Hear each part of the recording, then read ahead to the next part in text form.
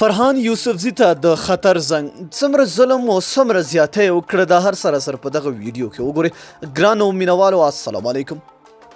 د افغانستان کرکټ بورډ مشر فرحان یوسفزي پرون په خپله یوه پریکړه کې د افغان ملي لوبډلې وکټ ساتونکي پیلز لوبغاړی شهزاد محمدي د 8 میاشتو بندیز معاف کړ او د افغان ملي لوبډلې د تیز توپ اچوونکي آفتاب عالم د 2 میاشتو پاتې بندیز په اړه هیڅ کومه پریکړه ونه کړه. د فرحان یوسفزي دغې پریکړې د کرکټ مینوالو او د کرکټ تبصره کوونکو احساسات رابارولي.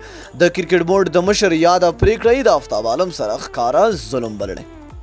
بلخوا آفتاب عالم هم ویلي چې د کرکټ بورډ دغه پریکړه زما سره ظلم دی. هغه زیاتوي چې د شهزاد بندیز پر معاف کېدو خوشحاله شوم. د شهزاد بیرته راتګ سره به افغان ملي لوبډله لا پیاوړی شي.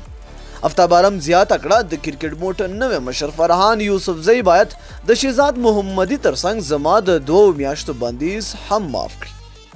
وایي اوس تازه ګنګوسې دي که چیرې کرکټ بورډ د آفتاب عالم د 2 میاشتو بندیز معاف نه کړي نو د کرکټ مینوالو ترڅنګ به آفتاب عالم هم خپل غږ اوچت کړي او له کرکټ بورډ څخه به د خپل حق پوښتنه وکړي.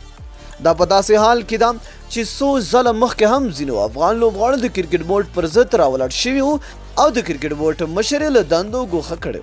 پر شهزاد او آفتاب عالم باندې دغه بندیزونه د کرکټ بورډ پخوانی اداري مشر عزیز الله فضلي په وخت کې د 2019 اوریز نړیوال جام کې لګېدلی و. نو دوستانو تاسو د فرحان یوسفزي دغه پریکړې ته په کوم نظر ګورئ؟ آیا آفتاب عالم ته هم دغه بندیز معاف کول پکار دي او که نه لاندې په کمنټ کې موږ سره خپل څرګندونه ولیکئ. تر بیا بلې ویډیو د الله په امان په دعاګانو کې مې یاد ساتئ.